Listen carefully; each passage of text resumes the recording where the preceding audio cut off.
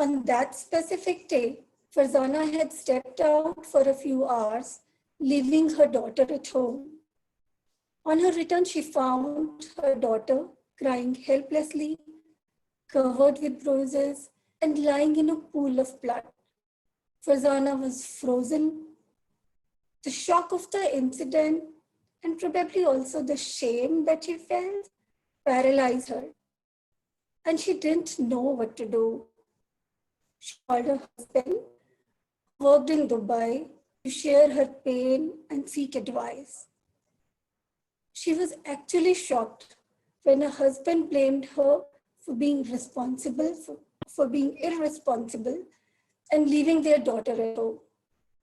He told her to remain quiet about the incident and refused even to allow Farzana to take their daughter to hospital for treatment. He worried not about their daughter, but about the name of the family. Farzana felt absolutely dejected.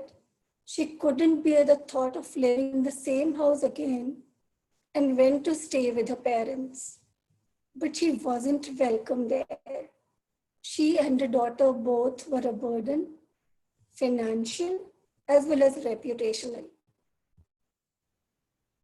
A few days later, her in-laws called close family members who all negotiated with her to settle the matter by offering 50,000 rupees. It felt as though her dignity and self-respect were being bought.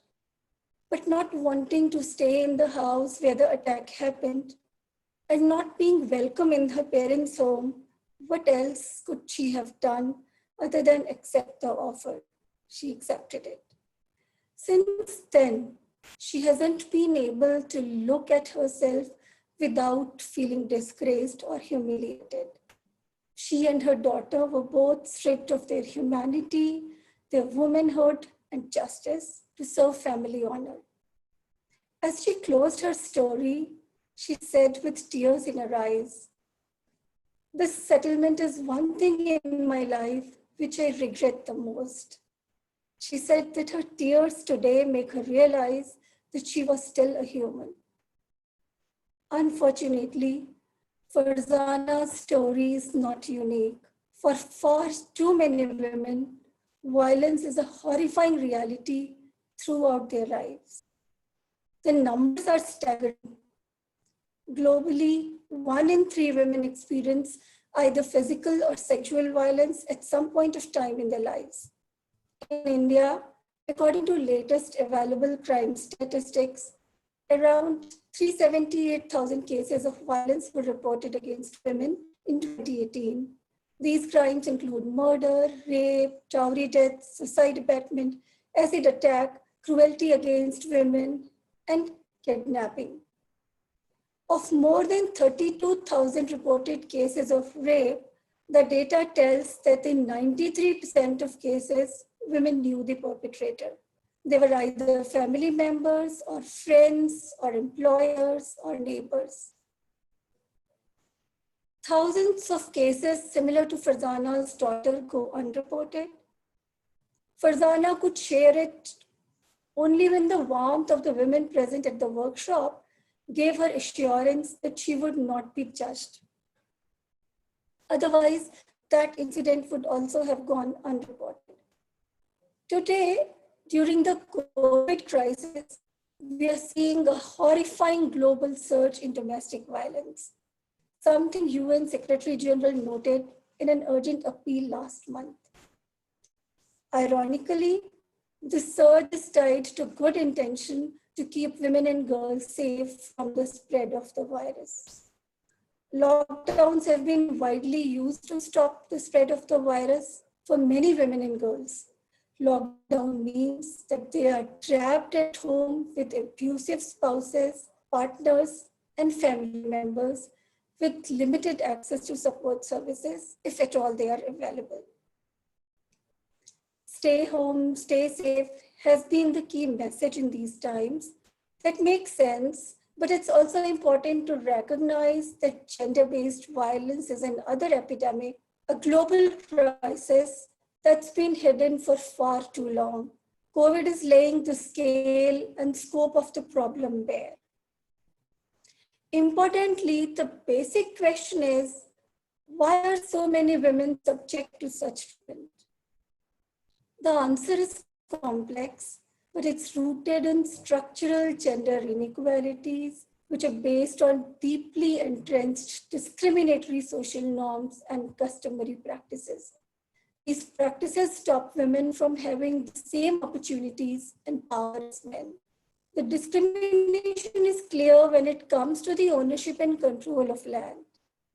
Exact data is not available anywhere, but roughly 7 to 13% of women in India own land, about 1 in 10.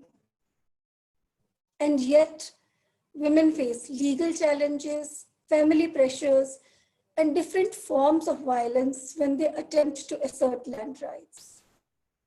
Violence is frequently used to keep them away from owning resources, to sustain inequality, and to keep them subjugated. Let me share another example. I recently met a woman in Punjab. Her brother was not ready to give her a share of their parental land, something that rightfully belonged to her. But her brother said to her, you need to sleep with me first and become a member of the family if you want to claim your share. Such is the nature of violence when women claim their rights to land. Profound and brutal. One study from Kerala found that 7% of women who owned a house and land experienced physical violence. When women owned neither, 49% reported experiencing physical violence. Unfortunately, generation after generation, women have lived without the security and safety that comes from owning land. India's constitution guarantees equality. Our country is signatory to several international conventions and treaties that require states to guarantee women equal right to own resources. Yet it's surprising that our laws don't fall in line with these commitments. The language found in our land laws is shockingly androcentric and frequently assumes a male to be primary landholder. For example, Uttar Pradesh revenue law deems a person landless if he or his spouse or their minor children hold no land on the date so and so, whatever. And in Jharkhand, a Rayat, a tenure holder, is defined as a person who has acquired land for the purpose of cultivating it by himself or by members of his family. In both cases, the male is described as the primary landholder and the head of the household. These are merely two of numerous examples, and this bias extends to laws regulating land allocation, leasing, acquisition, inheritance, and even more. And those in charge of designing and implementing our land laws and policies are often subject to the same. I'm sorry.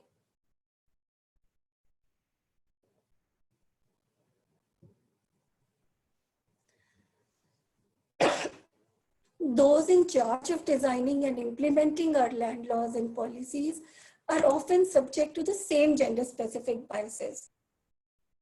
Overturning these biases and removing obstacles for women to own land is the core focus of my work.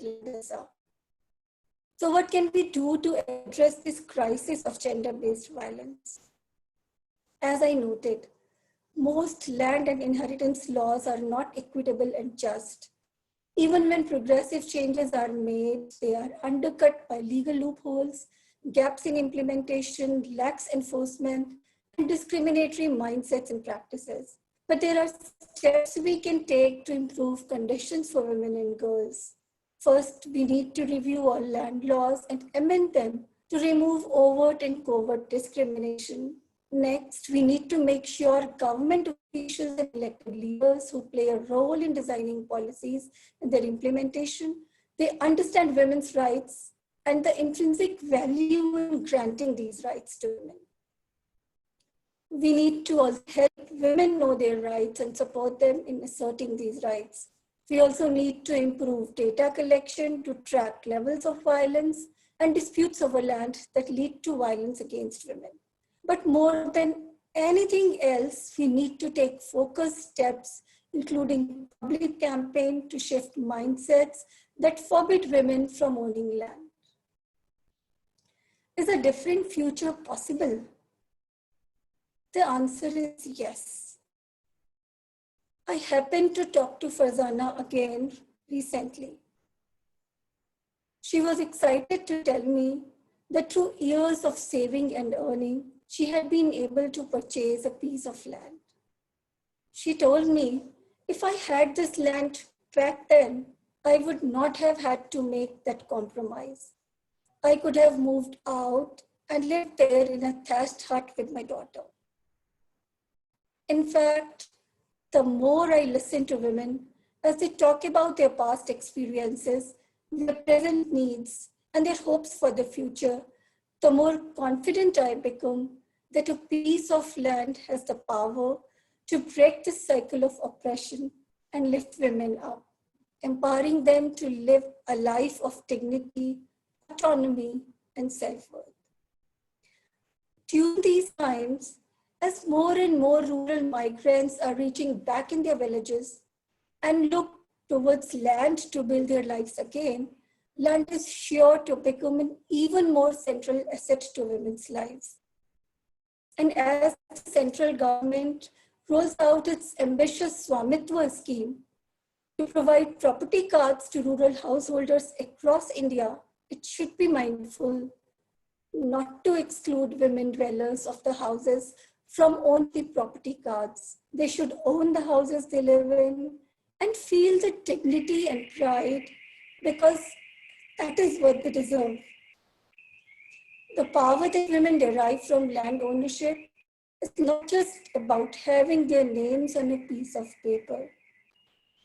The real power of women's land ownership is that it creates a strong foundation for her to be more resilient, to have more and better choices, and to speak as an equal on behalf of herself and the people she loves. I hope for that. Thank you.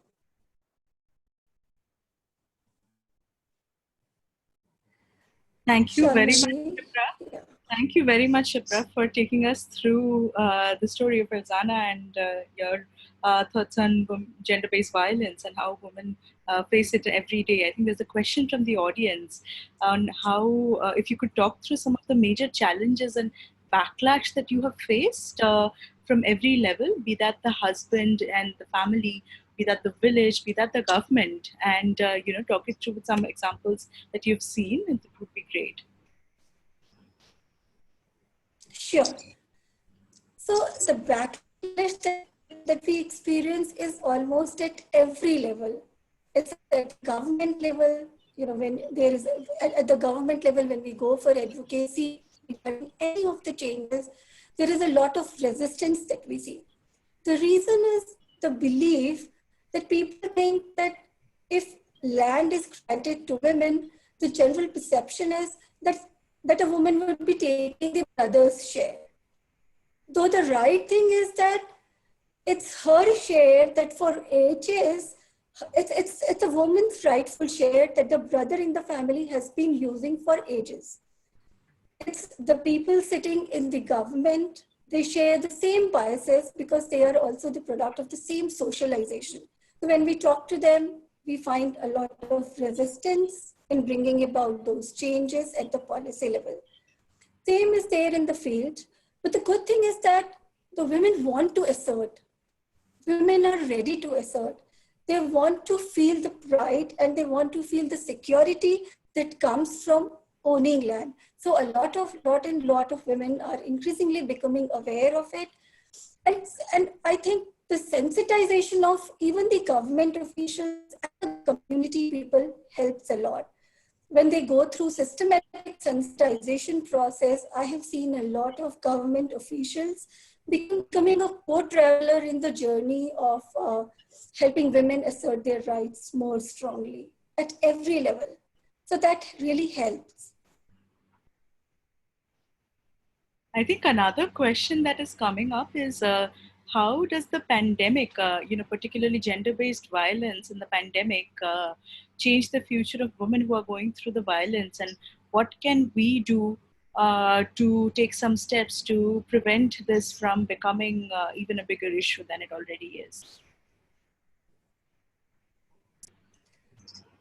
So I think a lot of women are during these pandemic times, there are reports from across the globe, rural areas, urban areas, developed countries, countries in Europe, in Asia, in Africa, from everywhere alike, of this surge in domestic violence.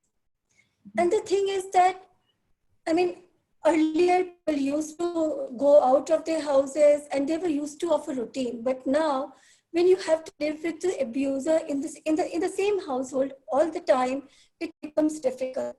And I think, and as I talk to a lot of friends and rural women, I think after this upheaval ends and things start normalizing, there will be a lot of women reaching out to the places, filing litigations, because things have now flown out of proportion for a lot many women, and they are not able to access sources of justice in these days, and they're just waiting for a right turn so that they can reach out there and go there.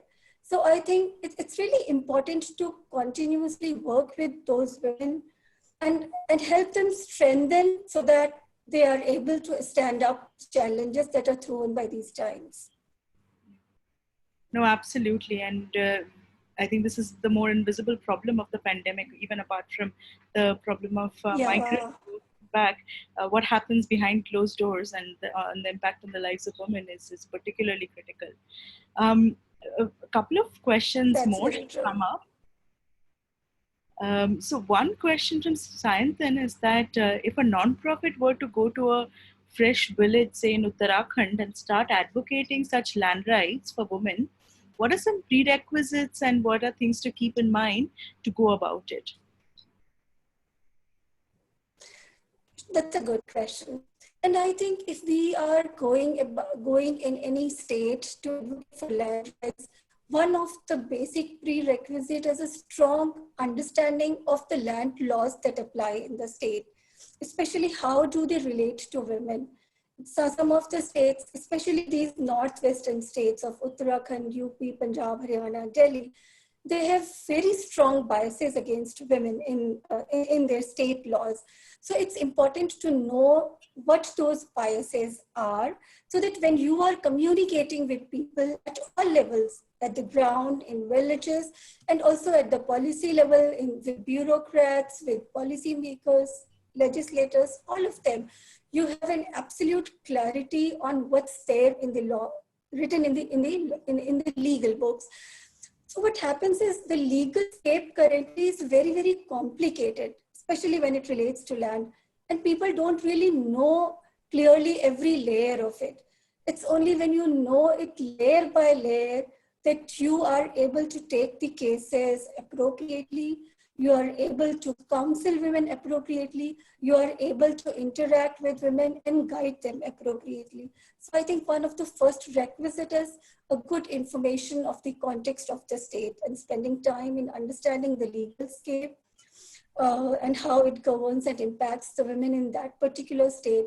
And it's also important to know the state context because land per se is a state subject and it varies in every state. So it's the people at the state who need to know and understand it deeply.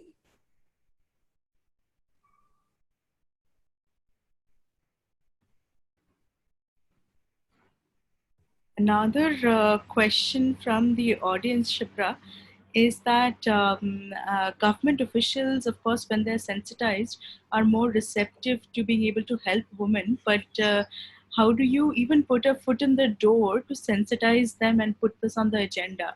How do you make gender more central to sensitizing government officials? Can you share some examples from the work that you have done? Yeah, sure, certainly.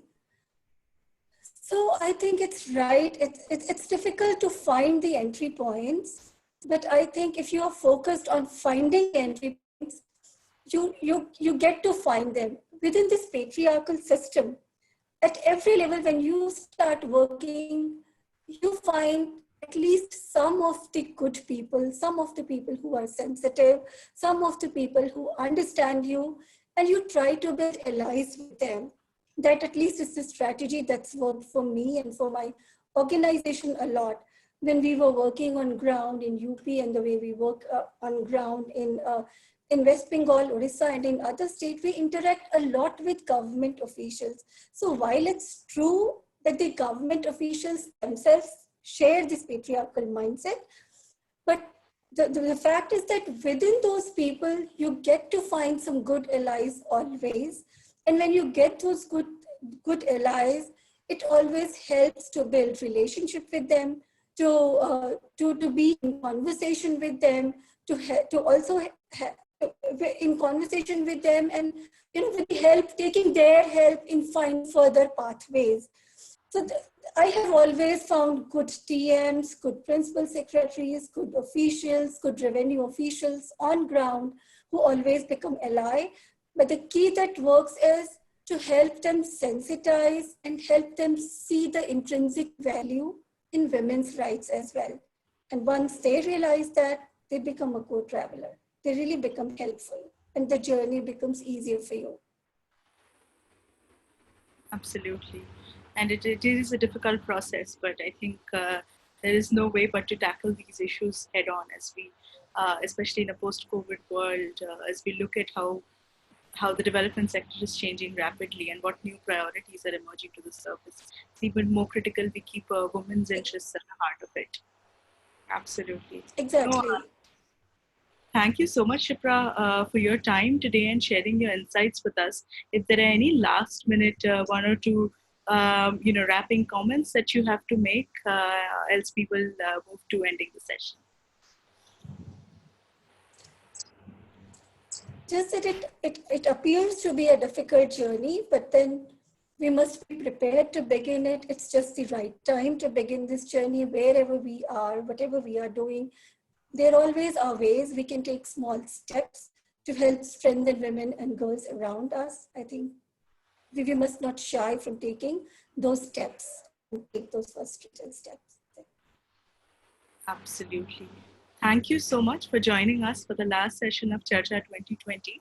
As we wrap up an exciting set of speakers and panelists and events in Charcha 2020, particularly in the land and property inclusivity track, we've had some great participation, great speakers, and we're really excited to have this be the beginning of our conversation. And we hope to keep engaging more such people to be interested in land, to advocate for these issues, and to understand the essential need to foreground land and economic empowerment for women's rights, health, sanitation, and possibly every sector in the development paradigms. So with that, we're signing off. As Media Network India, it has been a pleasure hosting all of you on the Charcha platform, and we will look for further ways to connect as these videos go live and we see more traction in disseminating this far and wide. So thank you so much, and thank you, Shipra, for your time.